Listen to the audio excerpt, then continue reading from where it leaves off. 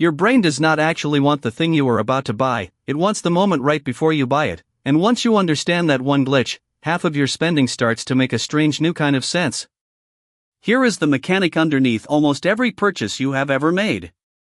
Deep in the brain there is a chemical system built for wanting, not for having. It fires hardest in the anticipation phase, the scrolling, the comparing, the imagining of the new thing in your life. That chemical rises as you get closer to the purchase, peaks right around the click or the checkout line, and then drops fast, often within minutes of the item actually becoming yours. This is why a new pair of shoes can feel electric in the store and oddly ordinary a week later sitting in the closet. It is not that the shoes changed. It is that the wanting system, the part that was doing all the work, has nothing left to do once the goal is achieved.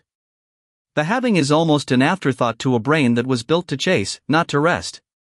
Once you see this, a strange purchase from last year makes sense. You were not buying an object, you were buying 20 minutes of anticipation, and the object was just the receipt for that feeling.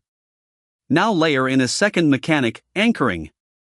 Picture a jacket with a price tag that says it used to cost $200 and now costs $90. That 200 number does something automatic in your mind. It becomes the reference point, the imaginary baseline against which everything else gets measured. 90 suddenly feels less like a price and more like a victory, even if the jacket was never really worth $200 to begin with, and even if 90 is still more than you intended to spend today. Retailers know this, which is why discounts are almost always shown next to a crossed-out original number rather than standing alone. The brain does not evaluate price in a vacuum.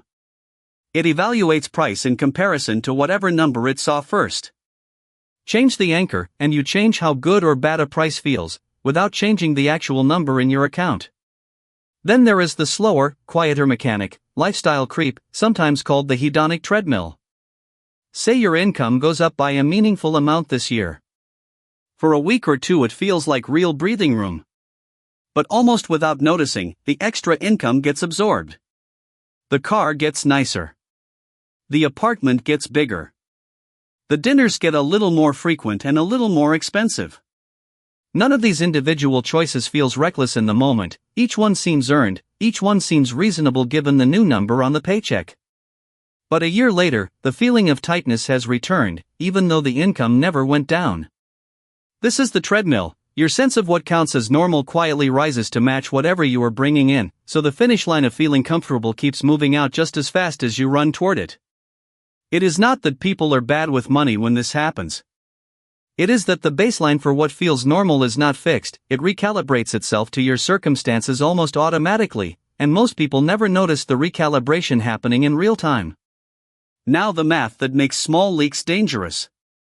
A daily habit that costs around $6 does not feel like a decision at all, it feels like nothing, a rounding error in a busy day. But run it forward. $6 a day is roughly $42 a week, which is close to $2,200 over a year. If that same amount had instead been set aside and grown at an illustrative rate of around 7% a year, purely as an example of how growth compounds and not a prediction of any real return, the 10-year picture becomes even larger, because now growth is compounding on top of contributions. This is not a call to eliminate every small pleasure, that would be its own kind of misery. It is simply the mechanic of scale, a choice that feels too small to matter, repeated daily without a decision ever being remade, becomes a genuinely large number specifically because nobody ever chose it on purpose, it just kept running on autopilot. So what actually interrupts these mechanics? Two tools, both mechanical rather than emotional, which is exactly why they work when willpower alone does not. The first is friction, deliberately making the path to spending slightly harder. Removing saved payment cards from shopping apps, logging out instead of staying logged in, closing the tab instead of leaving it open. None of this stops you from buying anything, it simply reintroduces a few seconds of resistance into a process that companies have spent years trying to make frictionless on purpose. The second tool is a simple waiting rule. For any purchase above a threshold that feels meaningful to you, wait 24 hours before completing it. This works because it directly targets the wanting spike described earlier. That chemical rush that peaks right before the purchase does not stay at its peak, it fades on its own within hours if nothing feeds it. Wait a day, and you are no longer deciding in the middle of the spike, you are deciding after it has passed, with a calmer and more honest read on whether you actually want the thing or whether you wanted the anticipation.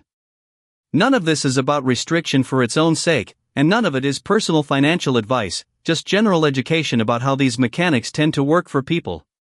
The calm version of this is simply spending on purpose instead of on autopilot, noticing when a price feels like a win only because of the number sitting next to it, noticing when a new income level quietly becomes the new normal, noticing when the excitement is really about the chase and not the object. None of these mechanics are flaws in you personally. They are simply how the machinery of wanting was built, running the same way in nearly everyone. Once you can see the gears turning, you get to decide which purchases are worth feeding and which ones were only ever about the chase. This is Money Mechanics. One money rule at a time. I will see you tomorrow.